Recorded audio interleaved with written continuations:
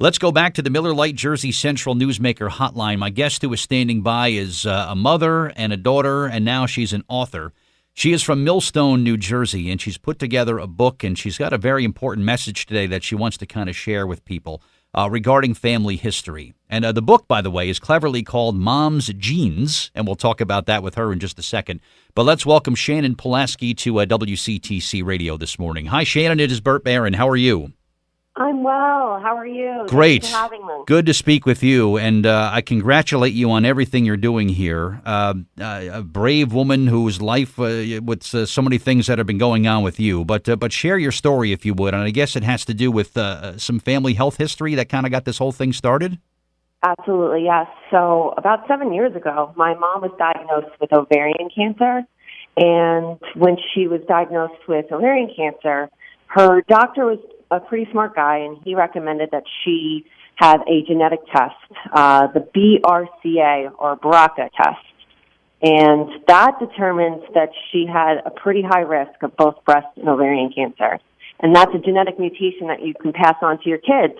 And once I learned about her genetic mutation, I decided to go ahead with my own genetic testing and discovered that I too have this gene mutation that puts me at a heightened risk.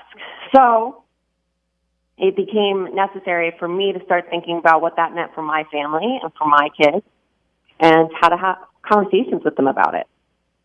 Yeah, and for you too, Shannon, this is about you and your family, of course, but this is something that directly impacts you as well. And it seems like this BRCA gene, I went years and years of doing this and having guests and talking to doctors and medical people. It was never part of the discussion. It only seems like in recent years that people start talking about this test, this BRCA test. Yeah, I mean, that's true. It wasn't until the 1990s that the BRCA gene was even discovered to have such huge implications when it comes to breast and ovarian cancer risk. So as we learn more and more and more about this genetic mutation and others, it's going to become really important to consider it and how we move forward with our own healthcare decisions. Yeah, no question about it. And what you've done, Shannon, very cleverly and very creatively, I must say, is you put together a book that, with the help of your kids here, and it's a book that kind of gets kids, teaches kids about their family health history and kind of gets them aware of what family health is all about. And the clever title, Mom's Genes, and the cover of the book is a woman holding a pair of blue jeans. But we're not talking about those kind of genes in this particular case, are we? And that's always my starter with my kids. So we always say, this isn't about the jeans I wear, but the ones that are inside of you. So, yes, I started to have a conversation with them.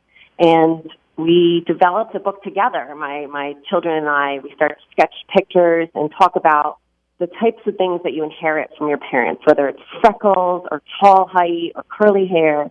And then we started a conversation about how that can also have health implications and how it's really important to have really good, effective communication skills with your doctor. And that's what I'm trying to teach them with Mom's Genes. So this is the first book of a series. And as my children grow, there'll be other books so that we can have deeper, more technical conversations about the type of things that come up when you have this type of family health history.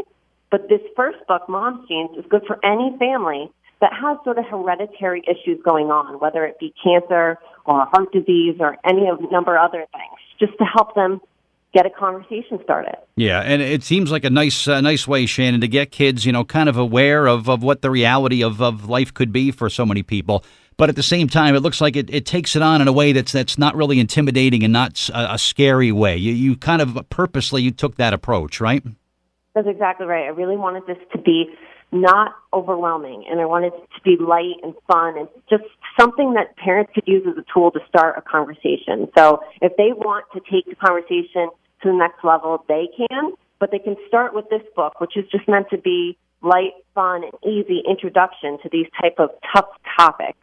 In the book, I also have a really cute search and find game, too, that kind of keeps the kids engaged so they can find DNA strands and start talking about what DNA and genes mean. It's really cute, and it's fun to hear their little voices try to explain these larger topics, and, they really kind of get it. Yeah, and what I like about this, too, Shannon, is, that being a parent yourself, a lot of times parents don't know what's the icebreaker in having an important conversation with their kids, whether it's drug abuse or other things and peer pressure and bullying. And there's a lot of things, of course, going on in the world around us that parents just sometimes don't know how to start the conversation. But I think for something like this, when it comes to family health and genetics and whatnot, what a great starting point to just use this book to kind of get the conversation going. The content in it is age appropriate.